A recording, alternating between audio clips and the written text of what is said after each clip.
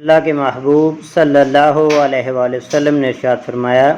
لوگوں میں اللہ کا حبیب ہوں، اور جو جوانی میں توبہ کر لے وہ بھی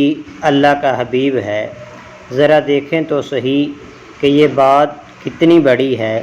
کہ نوجوان اللہ کا حبیب اور محبوب کہلاتا ہے،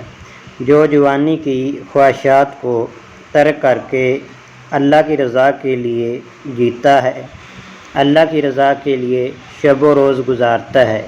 وہ اللہ کا محبوب ہے۔ حضور نبی اکرم صلی اللہ علیہ وآلہ وسلم نے ارشاد فرمایا، وہ جوان جس کی جوانی اللہ کی عبادت میں گزرتی ہے، کل قیامت کے دن جب کوئی سایہ نہیں ہوگا، وہ اللہ کی رحمت کے سائے میں ہوگا، عرش الہی کے ٹھنڈے سائے تلے ہوگا، اور جو اس کے سائے تلے ہوگا اس کو نہ پیاس ہوگی، نہ بھوک ہوگی، اور نہ رسوائی ہوگی، اور اسے آب کوثر دیا جائے گا، اور جس کو آب کوثر کا ایک گھونٹ بھی مل گیا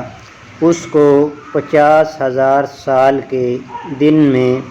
ایک لمحہ بھی پیاس نہیں لگے گی۔ یہ زندگی جس پر ہم بھروسہ کرتے ہیں اس کی اوقات اور حیثیت ہی کیا ہے، ہم پتہ نہیں کیوں غافل لوگ ہیں۔ ہم نے کبھی اس پر سوچا ہی نہیں ہے